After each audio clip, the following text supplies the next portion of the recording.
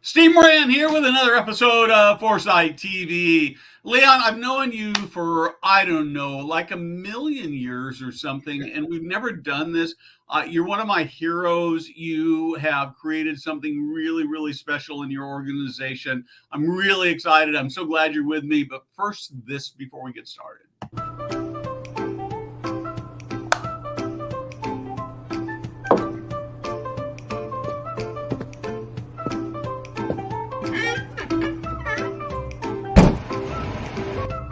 Hey guys, Steve Moran here.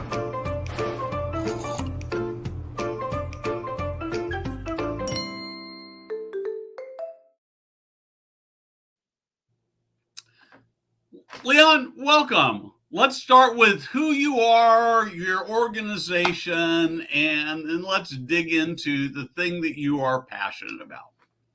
Well, I've been in senior living for a long, long time. That's why you've known me forever. I started way back when and was a founder and a partner in Merrill Gardens before I retired after 6 years there. And then started Gencare Lifestyle, which I have focused on health and wellness in making the lives of our residents better. We definitely focus on food. We're the only senior living company in the nation that serves whole and organic food. We serve full vegan and vegetarian menus as well, as being the only company in the nation that's been fully certified gluten-free by Gluten Intolerance Group.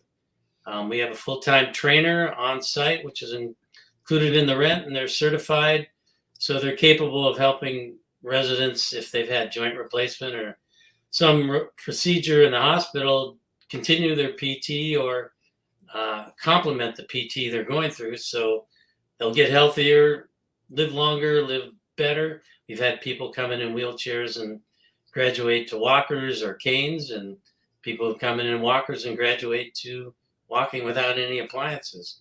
So we're real proud of that, and we focus on engagement with residents and staff, and we track the amount of time staff participate with residents and activities. That's one of our requirements. And this helps engagement with the residents, creates the bond, and also makes it more fun for the staff to work in the building. And we're real excited about this. We call it whole life living. And so like many people say, we actually implement the food, the fitness, stay sharp mental fitness, and purpose with our programming. Cool. How many communities do you have? Right now we have 6 communities, and they're all in the Puget Sound area. They range from in the south Tacoma, and we move on up to Everett. So we're along the I-5 corridor here in the Seattle metropolitan area.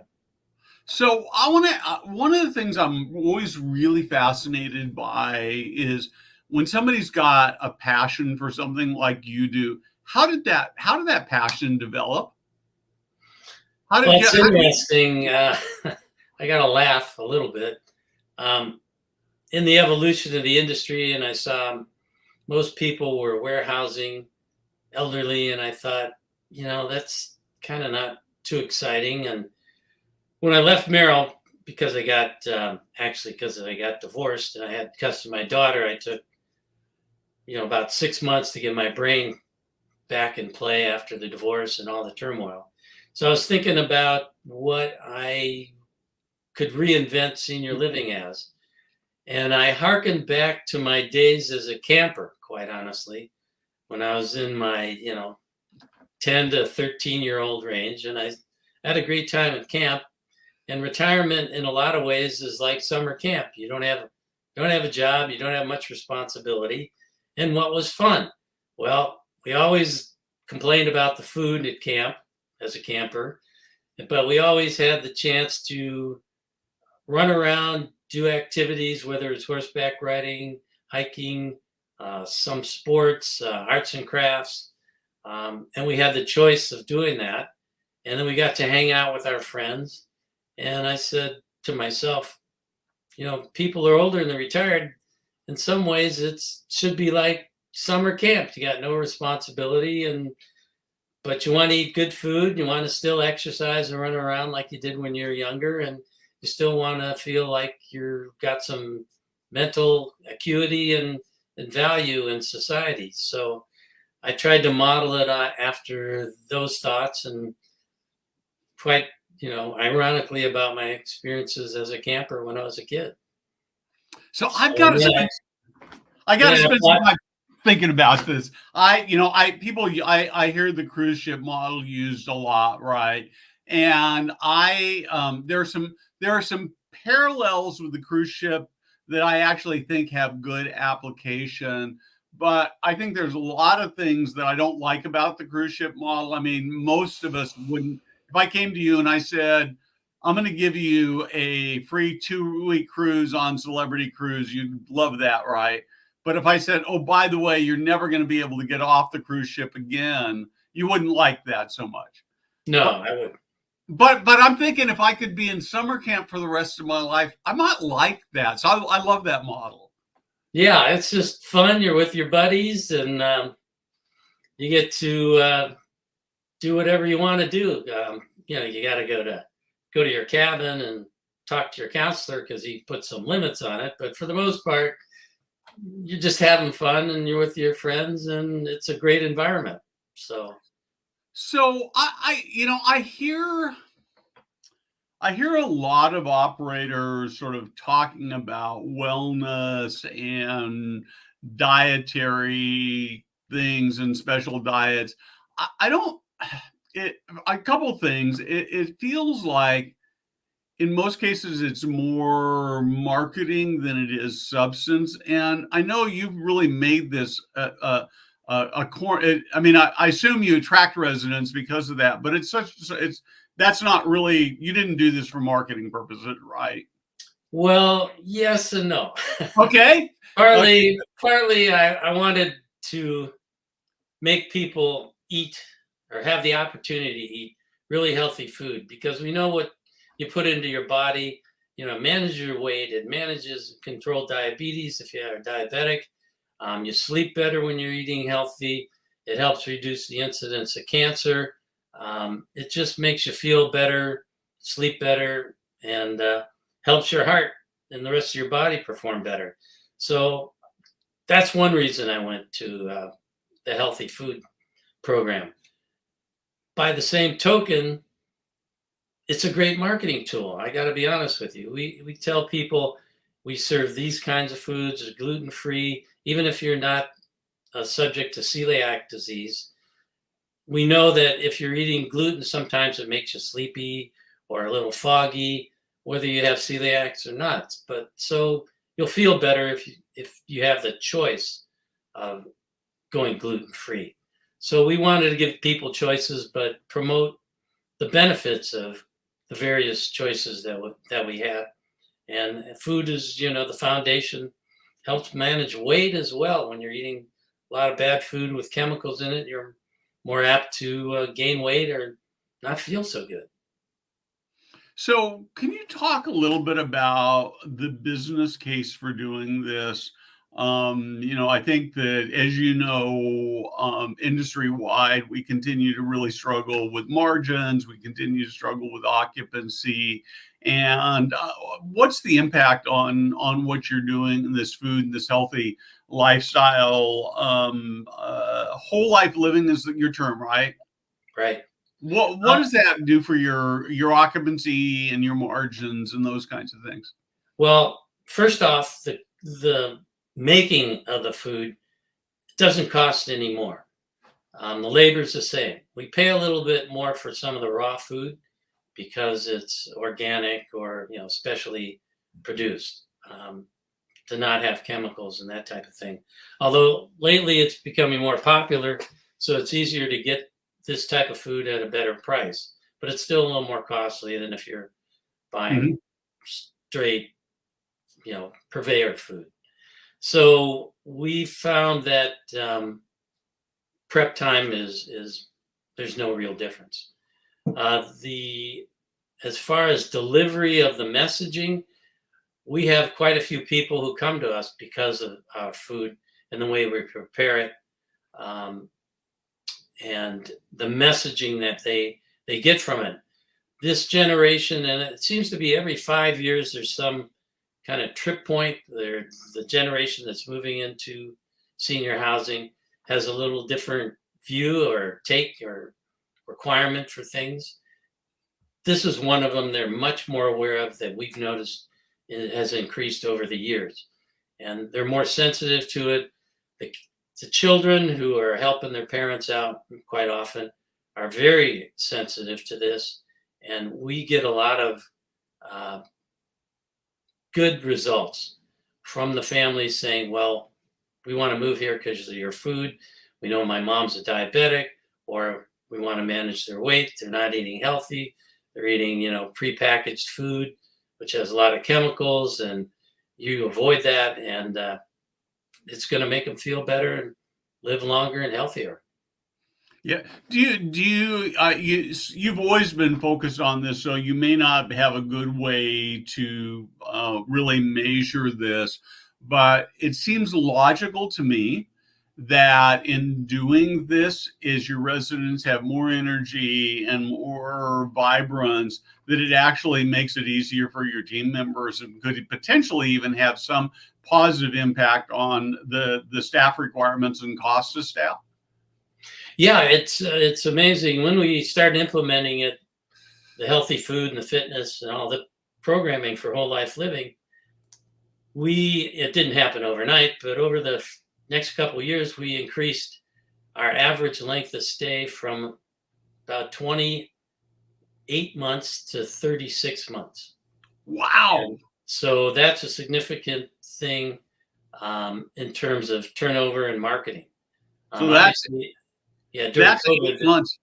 That's like for in a 100-unit building, that would be like an extra 12 or 14 move-ins a year, right? By using that back door. It's huge. Exactly, it's huge, and so we've gotten really good benefit out of that, as well as making people feel good and be healthy. Now, some staff have totally embraced it, but they're completely aware of it, and they sell the product, particularly the culinary department. We have a survey every year with gluten intolerance group, where they come in and they not only inspect the physical plant to make sure the gluten food is separated from the gluten-free, because even if you get a light dusting of gluten on some person's food who has celiac, they can have an episode. So they inspect the kitchens every year, but they also give a written test to all the staff every year. And unless all the staff and all the buildings pass it, we don't get certified. We had one building that didn't pass 1 year, so we didn't get recertified till this one building retook the test and passed it.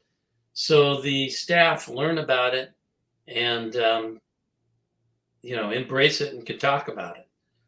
We have a phrase in our company called "repeat the beat," where we restate our philosophy and for this example, gluten-free food philosophy to the staff so that they understand it, they don't forget about it, and they can be a great sales tool when someone comes through that's looking to move in our building, to describe what's going on at times, or to monitor a resident who wants gluten-free, but they order something that's not, and they say, "Hey, Mabel, that's not gluten-free.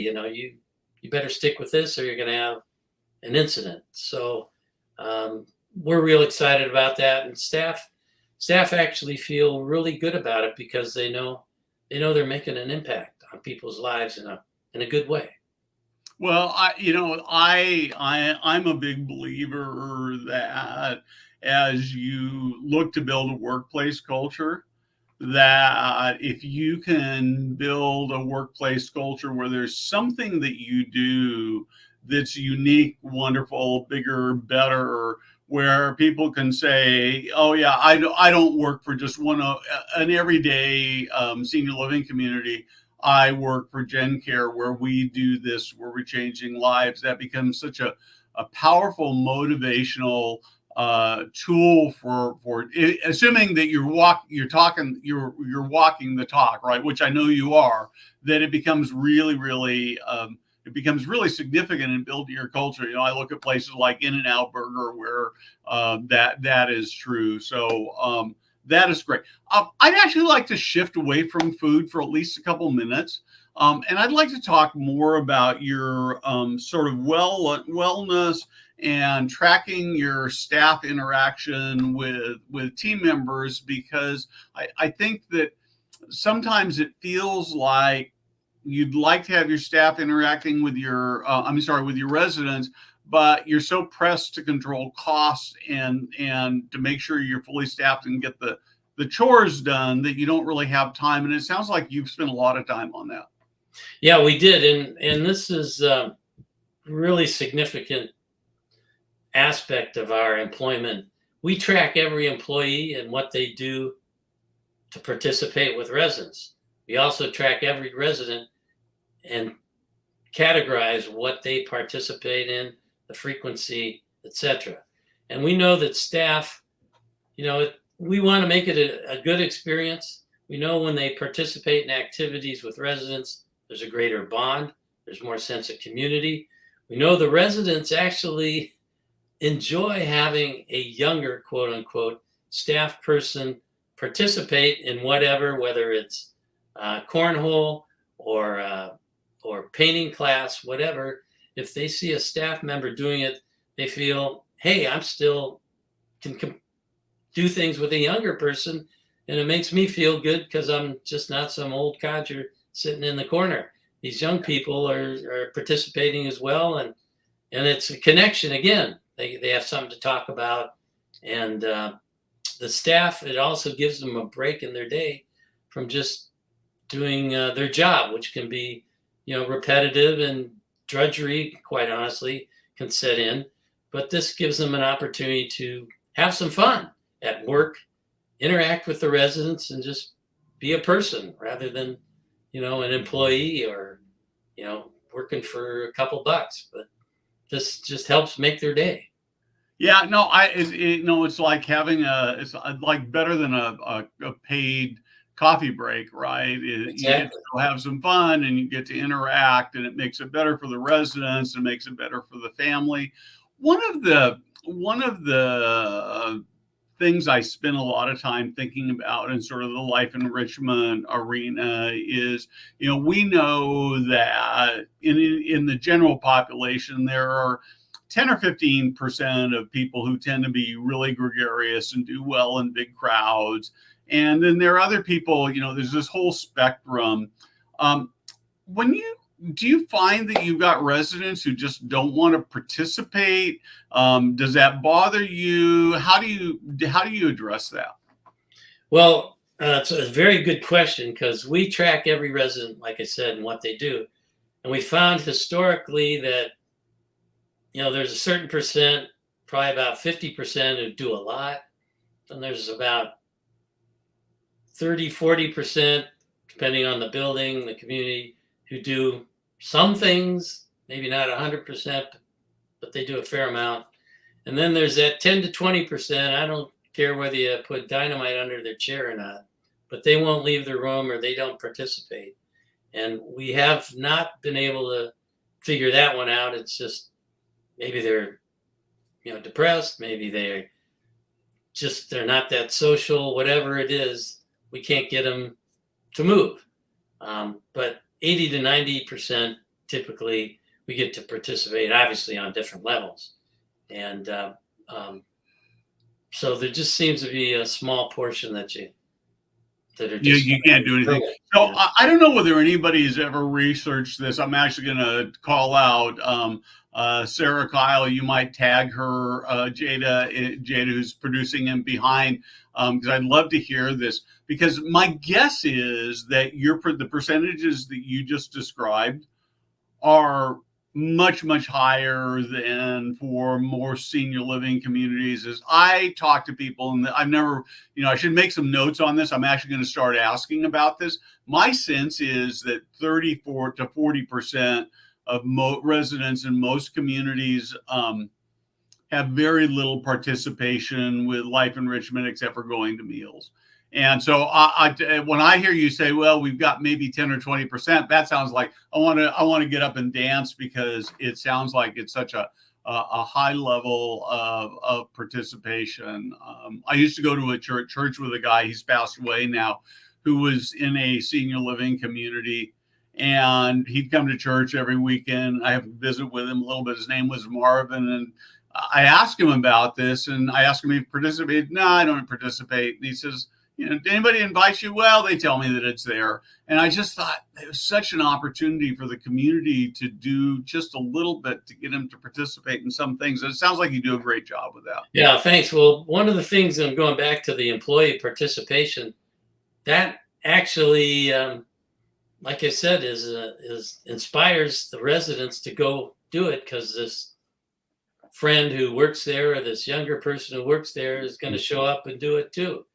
And we also engage in actively recruiting, reminding personally, rather than just posting on a TV screen or a flyer on the wall, whatever, in the elevator. We actively engage, the staff to say, hey, Mabel, hey, Joe, come on down. We know you like to play cards, or we have the painting class, or that type of thing. And they respond to direct contact, because then they know people care about them. They're a person. They're recognized. So once again, it's about engagement. It's about people. It's showing them that we care about them and we want them to have fun. Yeah, it's so important. We have so much data on the negative impacts of loneliness, and you can live in a senior living community and still be incredibly lonely, right? And so I really love your focus on tracking all those things, because when you track them, when you measure them, it becomes much easier to make sure that you're covering all those bases. It also tells us what they like and don't like. Oh, that's true. Depending on the volume of people who participate. So in some cases, we drop it because we can't seem to get people to turn out. In other cases, we focus more on it because people seem to love it. So, and okay, I gotta ask, do you do bingo? Okay, yeah, we still do bingo. They still like it. Yeah. Can't seem to avoid that, but they like other things. We have actually cornhole's popular, and we've made it so we have competition between the buildings. We have the best players from each building all gather in one location, and we have all 6 buildings compete against each other for a trophy. And so we bus all of them to one location and they compete. We do that with some other things too. And they get pumped up. Some residents just go along to watch. And it's they get bragging rights if they're the winner. So that's cool. What other kinds of physical activity kinds of things do you do? Well, with the trainer in each building, among other things, we do group sessions of, specialize in certain body movements like standing and sitting. We have some yoga classes. We have, in one case, we have a posture app that when a person comes in a building, they will be evaluated for the posture. So it takes a picture of them, and then they go through the regime for 6 months, and then they take another picture at 6 months and another picture at a year to see how they've progressed on their posture. People really like that. They also track the amount of weight they can lift. If they're lifting weights, you maybe start out with 5. A year from now, you're lifting 10 pounds. But they can see the progress. We have walking groups, which seem to be popular. Sometimes in crummy weather here in the Northwest in the winter, it's not possible. So we walk the building, or we do kind of aerobics, stand in place aerobics. But we kind of tailor make it to groups of individuals based on their needs Cool. or their interest. So, as you look at the industry, one of the and sort of look to the future, there's a lot of discussion about baby boomers. I'm a boomer. Are you boomer? You're probably a Yeah, boomer too. yeah. You're a boomer. So a lot of discussion that we baby boomers are going to want something very different. Do you have any thoughts? Are you shifting what you're doing with the idea that there's a new emerging kind of consumer that's going to want different things? Yeah, it's incremental. It's not like suddenly you go 180-degree change. It's kind of incremental and baby steps. The food has definitely been one that is we've noticed gotten more attention. That I'm sure was everybody in the industry. The fitness has become very top of consciousness with people, particularly people at Parkinson's. We notice we're getting more, not just our company, but industry wide, we're getting more Parkinson's people who Uh-huh. have that disease. And so they're interested in training or regimes that are going to help them manage it or improve. We know that people at Parkinson's like using swimming pools a lot, riding bicycle, stationary bike seems to help them. They have classes where there's boxing now, where they punch a punching bag that seems to help them. And so we've engaged a lot of those techniques into attracting people who have Parkinson's or Parkinson's-like symptoms.